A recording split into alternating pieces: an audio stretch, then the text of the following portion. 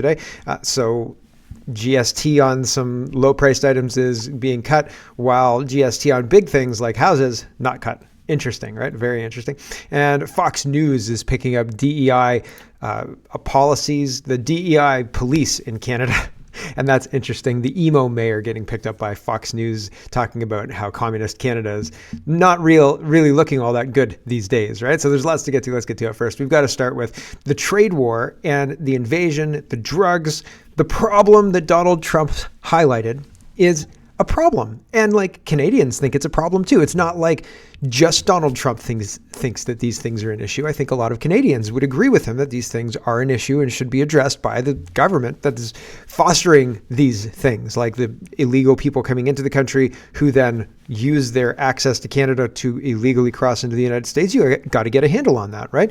And drugs made in Canada that are then crossing into the United States, those drugs negatively impact Canada too. You'd think we'd want to clean up our own yard. Like, there are a whole bunch of analogies and people are pointing this out. And instead, we're saying, no, we're going to go to war with you, buddy. It doesn't make any rational sense, really. And so we're going to go through piece by piece all of the responses, all of the bluster, all of the, press conferences, et cetera, et cetera. I've got lots of video for you. And here, gov.exe says, imagine if a neighbor knocked on your door and said, hey, your dog keeps shitting on my lawn, clean up its mess, or I'll send you a bill. And you respond by saying, F you, and then trample their flower garden with your dog while having your dog actively poop in the shower garden or in the flower garden. That's basically how the tariff negotiations are going. Yeah, it's pretty terrible because the legitimate concerns that Donald Trump has raised, we really should clean that up. I think that's a really reasonable request. Holy smoke, why are they going to war with him? Derek Evans, and this guy's a USA guy, he says this is from a trail camera in Vermont. This is not the southern U.S. border is his point. And he says our country is being invaded thanks to the Biden-Harris regime leaving the border wide open. January 20th can't get here soon enough, right? The Mexicans aren't dressing up as Sikhs and going to the Vermont border. Okay, that's not what's happening here. Or the South Americans, not Mexicans, not meaning to be racist Mexicans. True North says, Canada's National Border Security Agency has lost track of nearly 30,000 individuals who are wanted for deportation, according to newly released documents. Hey guys, could you run some photos for me? I feel like if I was in a movie, I could send this to them by email and they'd be like, holy smoke, that's one of the guys we're looking for. That guy's on the 30,000 person list we've got here. But no, this is real life and nobody's going to connect the two dots, right? The trail cam in Vermont might be connected to those missing 30,000 people who are now living in the United States under assumed names or whatever, who had access to the United States because they had access to Canada. And that's not good. Legitimate complaint from the incoming president. Natasha Montreal says, what about this isn't treason? Here's Doug Ford saying, we've got to get these people, meaning illegal migrants, work permits. We've got to get these people working. That's the real problem here. The real enemy is the bureaucracy, is the red tape, says Doug Ford, which is not true whatsoever. If you know where these people are, deport them. Here we go. There's to a point that we have to play catch up right now because we receive the brunt of everyone coming in here. We are spending $1 billion on the asylum seekers and refugees. $1 billion? Being put up into hotels, a lot in for hotels? Are you what? My area, and my heart breaks for these people. It's not that they don't want to work. It takes 18 months to 2 years to get a working permit. If they want to work, they could go back to their home country and get a job today, right now, today. Jet lag, be damned, right? Land in the airport and find a job, sir. You could do it in your home country. See you later. Asylum seekers want to work, but it's not like they don't want to work, but because they can't work, we've got to spend $1 billion to put them up in hotels. Nope. No, thank you. No, absolutely not. What in the $1 billion? No. How is this acceptable? This is not acceptable. This is not a solution whatsoever. Okay. I'll let him finish, but it's just bonkers. So the federal government needs to put a SWAT team together, give these folks that want to work a visa to go out there, working permit, I should say, to go out there and find a job and contribute to society. No, absolutely not. No. I feel like that Office clip where Michael's just yelling no a whole lot. Danielle Smith says, breaking, Alberta is taking immediate action to secure our nation's border and combat criminal activities such as drug trafficking and illegal migration. Holy smoke, common sense, okay? We are launching a new team of Alberta sheriffs, the Interdiction Patrol team at our southern border, which includes 51 uniformed officers equipped with carbine rifles, weapons for target operations, for drones maybe, 10 support staff, including dispatchers and analysts, 4 drug patrol dogs, critical to ensuring reasonable suspicious search vehicles, 10 cold weather surveillance drones that can operate in high winds with dedicated pilots. That's interesting. How fast will that drone force expand? And how long before we see police drones patrolling neighborhoods for your safety, comrade? I mean, it's a slippery slope, right? Razor's edge. It's very, very, very concerning, right? For your safety, we need to have these drones. But also, we noticed that you weren't wearing a mask.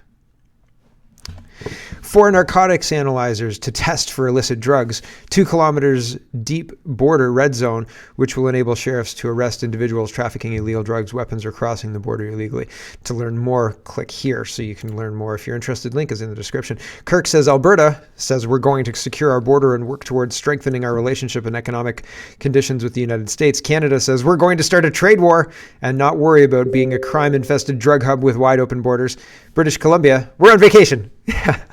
We're not saying anything because everything's closed, says Premier Eby after that really, really strange election and then finding of ballot boxes and then dead silence for a while.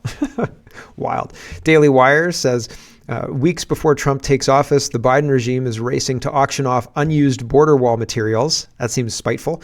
Video shows trucks hauling wall materials off the border to a government auction site where a massive amount of wall is waiting to be sold.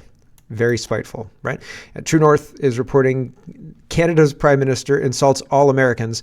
It just seems so unnecessary. The panel on Fox News outnumbered, criticized Prime Minister Justin Trudeau's remarks, claiming Kamala Harris' loss in the United States election is an attack on women's progress. So here they are laughing at Justin Trudeau, and they're kind of butthurt about being insulted by Trudeau, right? It's kind of interesting. Here we go. Women's rights and women's progress is under attack, overtly and subtly.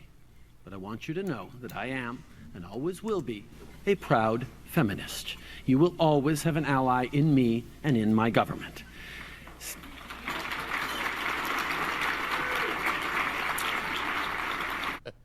Well, he seems very proud of himself right there. I mean, Kennedy, could a counterpunch get any lamer? No, I watched that and I went, wow, Justine Trudeau. Governor of the Year. What brand of tampons do you use? I'm Oh, my such a goodness. proud feminist. Tim It's Walz.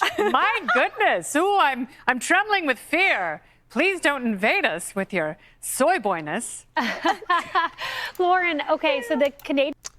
There was a lot to unpack there within that first, short period of time, but calling this, don't invade us with your soy boyness. Somebody got a governor dig in there. I mean, it would be funny to say hi governor type deal. Because it probably, he might catch that. National Post says nearly half of Canadians favor mass deportations and 65% think there are too many immigrants. Poll. I wonder how many of those people know that we're spending $1 billion on putting them up in hotels, because I bet you the numbers would increase if people knew that. Table salt, let's talk about the trade war more specifically. One of the issues in the trade war is the leaky border, so I thought I'd put all that stuff together. But now we're going to talk specifically about what's going on with the trade war, and I'll show you what Trudeau and Freeland thought happened at the ministers' meeting and what actually happened at the first ministers' meeting, because what actually happened is not what Chrystia Freeland and Justin Trudeau think. Table salt, at first, is reporting, if I was negotiating with the Americans on tariffs, I would start from a position of accepting their grievance about the border and offer a plan to fix it. I wouldn't start by threatening to cut off uranium supplies. That's step 42, not step 1. Yes, I don't even think that that's really step 42. Do you remember, and a whole bunch of people yesterday were very correct in saying that our pipelines in Ontario run through the United States. If Trump wanted to really screw Ontario, he could turn off that pipeline in Michigan, which Whitmer wanted to cancel. And it was a huge deal. It was an absolute massive deal. People were I wouldn't say pulling their hair out, but pulling their hair out to make sure that this pipeline didn't get turned off. And now we're playing chicken with Trump, who likes to do stuff like this and or threaten to do stuff like this to get his way. So It seems, again, like the people in charge are being motivated by ideology more than common sense and reason. And they're not thinking this through. And Canada is the size of Michigan. It would be stupid for the state of Michigan to go up against the United States federal government. Now, they're a state, fine, and Canada's a country, fine again. But still, it would be stupid for us to try and do this because I think we lose this trade war every single time. But Justin Trudeau is determined to take us into a trade war. Trudeau says, we just spoke with the premiers about the Canada-US relationship. Team Canada's working together to defend what matters most to Canadians: good jobs, a secure border, and a strong partnership with the United States. Well, if a secure border is important, then secure the border, right? Like, I don't see a lack of drugs being trafficked over the border, but, I guess details. Table Salt again is highlighting Chrystia Freeland talking about being able to be in a Team Canada approach. I think this might be loud, so I'll pull this down a little bit. Here we go. For their active and effective outreach work. We are taking a Team Canada approach. A number of premiers spoke out strongly in favor of a robust Canadian response to unjustified tariffs. Some premiers proactively identified products that their provinces produce and export to the United States, and which the U.S. relies on, and which should be considered as part of the Canadian response. This included some critical minerals and metals. We are taking a Team Canada approach. We know that this is a moment when Canada needs to be strong, smart, and united. And we know that when Canada is strong, smart, and united, when we play as a team, we can be effective and we will win. We were there. Right. So immediately, CTV is reporting Canada's premiers seem to be divided on how to respond to Donald Trump's proposed tariffs. Chrystia Freeland. Here is one side of the Team Canada approach. After Doug Ford threatened to cut power to over 1 million American homes, Elizabeth May doubles down and says we should cut them off of our oil as well. Someone should take the microphone away from this drunken communist. Here's Elizabeth May. It's only 21 seconds. Ford coming out and threatening, I guess, to withhold energy. I don't know if that means hydro, what that means, but and then... Oh, it should mean oil. I don't know how much oil Ford has, but we then... Canada has a lot, and we ship most of it to the United States. Mm-hmm. I didn't think I'd ever find myself thinking, you go, Doug. But when I see Doug Ford say, okay, so maybe we'll hold our energy. Ford... She's ideologically motivated to talk about stopping the oil, right? She's the Green Party leader. And so she's attacking Alberta. But Alberta is saying under no circumstances, absolutely not will we do this. So here's Danielle Smith talking about that. Of Doug Ford's vow to cut off energy to the U.S. in the wake of the 25% tariff threats. Well, let me be clear from the Alberta perspective. Under no circumstances will Alberta agree to cut off oil and gas exports. We don't support tariffs. I don't support tariffs on Canadian goods, and I don't support tariffs on U.S. goods, because all it does is make life more expensive for everyday Canadians and everyday Americans. So instead, we're taking a diplomatic approach, and we're meeting with our allies in the U.S. We're making the case for Alberta oil and gas to be part of the solution to energy affordability, to energy security, and to, generally speaking, North American defense security as well. And of course, we'll work with our counterparts in Montana in a shared border arrangement so that we can improve public safety, crack down on illegal migrants and illegal drug trafficking. And that's part of the reason why we're announcing this today. We know that there are issues that have been identified that are irritants to the current administration. We've identified those as a problem in Alberta as well. We're accelerating our plan, but that is our approach, is one of diplomacy, not threats. Refreshing. Isn't that interesting? She's not under no circumstances will we stop shipping our energy out, right? That's Alberta's one of their, if not their biggest revenue streams, right? Like, they're not going to shut it down no matter what happens, I don't think. And so she's coming out saying we're going to pursue diplomacy and I've already reached out. That's interesting. Here are the premiers of Quebec and Newfoundland, and they both say this is the dumbest idea we've ever heard. They say it's an extremely dumb thing to do when all Trump wants is for Canada to secure its border. That's what I've been saying. And honestly, and I'm shocked at the professional pundits who are coming out and saying, yeah, we should really fight these guys. Guys, we lose that war every single time. And just like it's like almost like the postal strike. Sorry, I fell over my words there a little bit. It reminds me of the postal strike because it seems like the postal strike is doing more harm to the Canada Post than it is doing harm to the public or harm to anybody else. In fact, I think we're saving money by not hemorrhaging $8 billion on erroneous salaries and things like that. And so they're undermining their usefulness. Do we really need a Canada Post is the conversation they're really starting. And in this situation, it's Canada that's saying, like, do we really need to, send all those jobs and be that reliant on a country that seems to, want to have to use its open border to send drugs and illegals into our country? It doesn't seem worth it. Why are we doing this? And Donald Trump, if anybody can make lemonade out of those lemons, it would be Trump. He would call up some tomato grower he knows and says, listen, Canada's cut off the ketchup supply, so I've got an opportunity for you, right? Like, here's the Premier of Quebec and Newfoundland. And Donald Trump, is that something either parties here will consider as well? These tariffs will have significant impact on families and macro economies on both sides of the border. We hope it is just bluster. We're preparing as if it is not. There will be no winners in a trade war. Certainly, from Newfoundland and Labrador's perspective, we have no interest in stopping the flow of oil and gas, our incredibly valuable and now well sought after world-class oil and gas to the United States.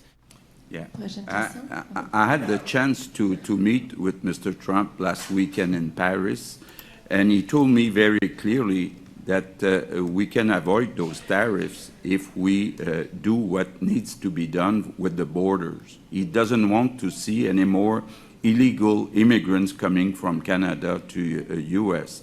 So I think the best choice right now for Mr. Trudeau is to table a plan with money, with a number of people to better secure the border. I think we have to do that. It's a lot better than getting 25% tariffs starting on January 21. So I prefer that than starting a war and stopping sending energy to United States. Yeah. The federal government behaves as if they're a monopoly and like there's nowhere else to get the oil from. Right? Justin Trudeau is operating on the idea that we're so integrated, our economies are so integrated that Trump has to buy these goods from Canada. He has to. He doesn't have another choice. He must do this. And that's wrong. That's not correct. That's not a good assumption to work on because he doesn't have to. It's not a monopoly. He's got other options and he'll operate using them and he will leverage them like crazy. And then if you're in a boxing match and you miscalculate and you drop your fist to punch or something to that effect and you get clocked, you get immediate feedback, right? You understand what you did was wrong and you bring your fist right back up. But in these negotiations, we've dropped our fist to try and punch and like we've already been clocked. What's the dollar at right now? Like just the threat of this trade war is hurting us. And there's more to it than that. And I understand that I'm oversimplifying, but fundamentally this line pursued is a bad idea. And there's already the feedback to tell us that. And our government is either too slow or not interested in responding. It looks like we're going to get clocked again. And what does that look like? Well, we've had to pay higher rates before because we didn't finish the trade deal. The USMCA, there were a whole bunch of, it used to be the USCAM or something like that, right? And then Trump got so mad at Canada that he put us last in the deal because we were stupid and we lost out on, like, it costs us money in things costing more, et cetera, et cetera, et cetera. And Canada is pissing away our relationship with the United States based on these idiots who are running our government who operate like we're a monopoly when we aren't, and they don't understand how to use leverage, and they don't even understand how to make a monopoly work, because they do have a monopoly on a whole bunch of things, all sorts of taxes, and they're still doing a piss poor job at managing the country. It's unbelievable. And starting a trade war. And they said we're doing a Team Canada approach, but I'm counting a whole bunch of provinces who are out. Newfoundland's out, Quebec's out, Alberta's out, Saskatchewan's out. Paul says Premier of Saskatchewan demands immediate Canadian election after learning that the federal officials are mulling export taxes on commodities in the event of Trump imposing a 25% tariff. So not only is the federal government trying to go to war with the United States in a trade war situation, but it's trying to go to war with its own provinces by saying, yeah, we're going to be, putting counter tariffs on. So you have to charge this to export to the United States and so on and so forth. And again, not good, because they're behaving as if they're a monopoly. And if you are not a monopoly and you have a customer and you lose that customer, that hurts, man, right in the feels. You know what I mean? Like you get that cancellation email. You're like, oh, right there. Right? Not really. I'm just kidding. But it's one of those things. And if you're a dairy farm and you lose a big customer, that's bad. Say you have only 2 customers, right? And the customer's like, listen, man, this whole being across the border was a pain in the butt at the best of times, and this is not the best of times. And I got, Trump's already connected me with three other farmers up here, and we're going to expand our operation up here, just doing, local stuff. Sorry. Right? And milk isn't done that way, but still, you get my point, right? Those people are not beholden, the customers, the individual relationships are not beholden to anything. And so the more difficult that the federal government makes it, then the less incentives they have to keep that connection. And the more incentive Trump has to use the money he's saving from subsidizing Canada to subsidize his own states and enrich his American country. And that's what he's all about. America first, right? Onboarding jobs, onshoring jobs. These people are not playing the right game. And some people understand that they're screwing themselves over. They're absolutely screwing themselves over. So Scott Moe sees it. He understands, I think. And he doesn't want to have anything like that happen. So he says, hold an election, you lunatics. Because I don't think Poilievre would go down this road, but maybe, who knows? I haven't heard him come out and say anything yet, so we'll see. National Post says law enforcement experts say provincial police need more federal resources to shut down Western Canada's booming fentanyl super labs. So BC represent? Not really. Western Canada, I don't know. Could be Alberta, could be Saskatchewan, but the drive here is they are trying to shut down. There are parts of Canada that are trying to actually listen to Trump and do what he's asking. So that's interesting, but not Ontario. Ontario is saying, yeah, we're going to cut off their energy. You guys are going to be cold.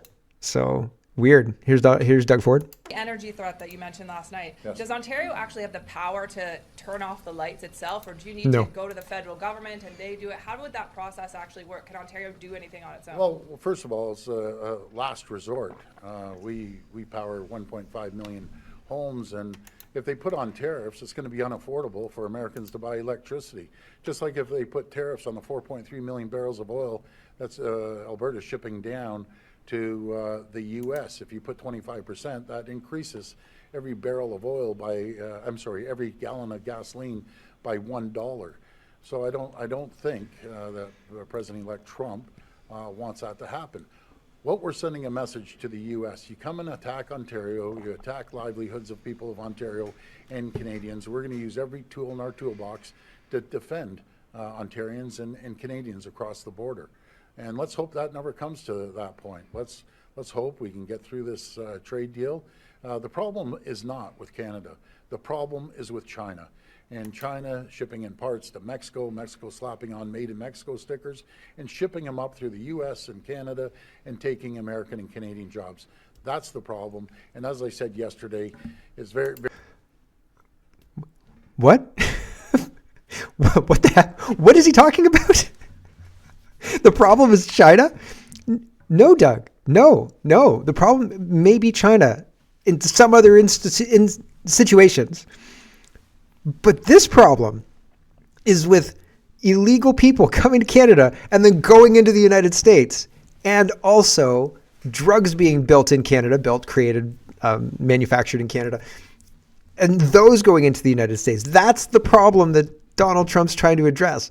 The trade negotiation is Donald Trump said, effing well, stop it, or I'm going to slap a 25% tariff on you. That's the negotiation. You either stop it or you get a 25% tariff. He's not going to be swayed by your magic words of it's really China to Donald, right? It's not. That's not going to happen. These aren't the droids you want. What? What? Who told him to say that? That doesn't make any rational sense whatsoever. Ron says, the problem is most clearly with Canada's inability to protect its borders. Happy to have murdering terrorists and killing drugs move back and forth freely. Get out. You have failed both the Canadian people and our neighbors to the south. Yeah, it's certainly not, it's not China's fault that like drugs move over our border, guns move over our border.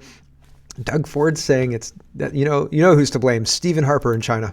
That's the real problems in Canada can boil down to these two people. Donald Trump is responding to Doug Ford, and Donald Trump is boiling it down to brass tacks. He's like, you want to have a conversation? I'll have a conversation. I really feel like we're being warned just before our good friend drops us like a hot potato. Like, not interested in your bullshit anymore, yo. Get your shit together and maybe we can hang out, right? Here's Doug Ford sounding like an idiot. We attack livelihoods of people of Ontario and Canadians. We're going to use every tool in our toolbox to defend Ontarians and Canadians across the border.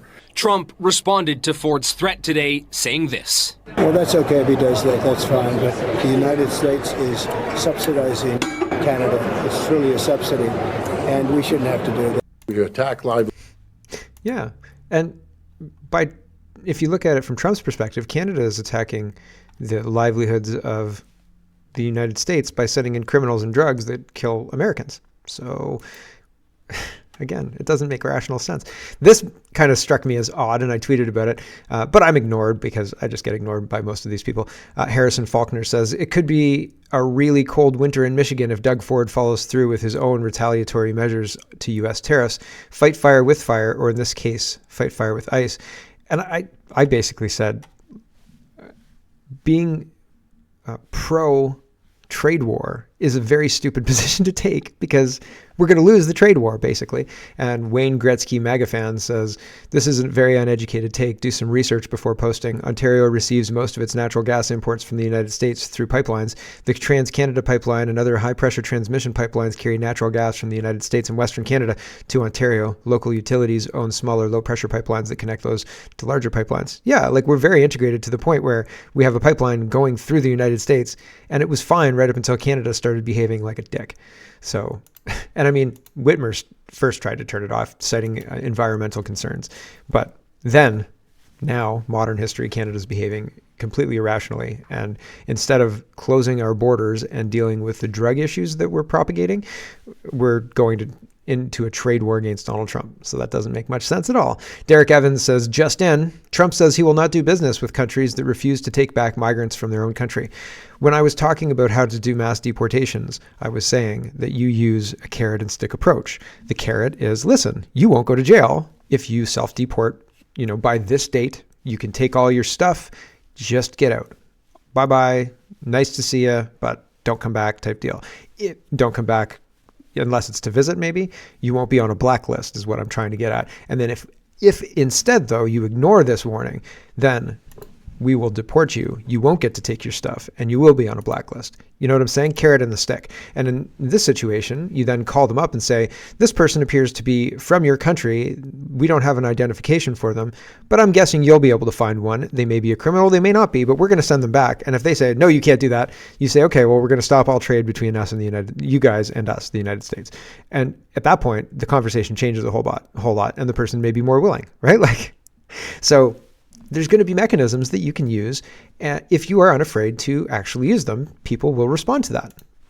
And I think probably very quickly, right? Like it would be a very, very quick realignment. And by quick, I mean like within years, not within decades, right? Like it would take years, but that's quick.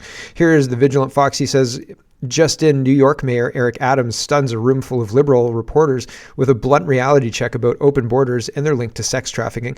We have 500,000 children who had sponsors in this country that we can't find. We can't find them. We don't know if they're doing child labor. We don't know if they're doing sex crimes. We don't know if they're being exploited. So that's crazy. Here's 50 seconds of this.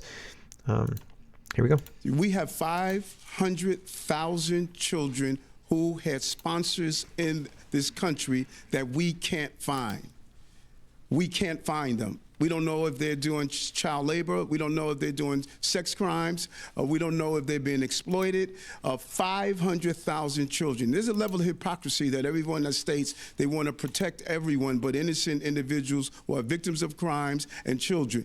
I want to support and protect children and innocent people that are victims of crime. And those who don't understand that, it's not up to me to try to convince them. I know what my job is, my goal is, and I was clear of that while running and when I became mayor. Safety means everything to me. 500,000 children, we don't know where they are right now in this country.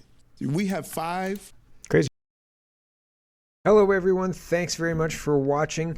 This is just a short version of a longer show. If you'd like to get the whole show, you can go over to CanadaPoly.com and sign up for a subscription. Just look in the drop-down tab for Shop and Donate and look for subscriptions, and you'll get immediate access to the full show. Love to see you. Thanks for watching, everybody. Have a wonderful, wonderful